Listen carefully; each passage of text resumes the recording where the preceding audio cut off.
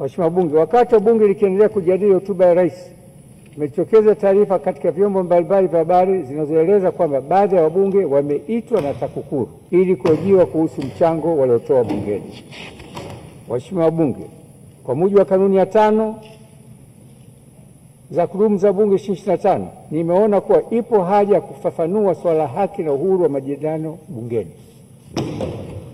Mheshimiwa Bunge, katika kutekeleza majukumu ya Bunge katika kikao cha Bunge, kamati au shughuli nyingine za kibunge, wabunge wapo huru kutoa mawazo na kufanya majadiliano bila shinikizo, hofu, kofia, kuhojiwa, kushtakiwa au kikwazo kingine chochote. Uhuru huo unalindwa chini ya ibara 100 ya Katiba ya Jamhuri ya Muungano wa Tanzania 1977 na chini ya kifungu cha 3(6) Sheria ya Kinga, Madaraka na Haki za Bunge sura 296.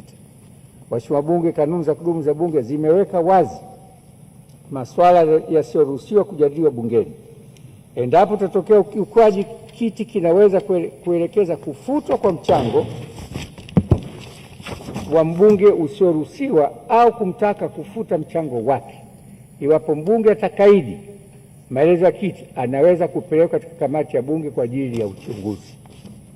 Mheshimiwa Bunge, Ofisi ya Spika haijapokea wito wa kumtaka mbunge na wala sijatoa kibali kwa mbunge yoyote kwenda kuhojiwa.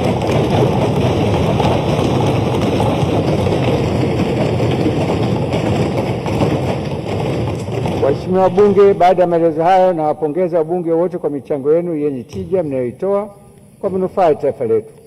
Tuendelee kutoa michango hiyo kwa kuzingatia katiba, sheria na kanuni za Bunge.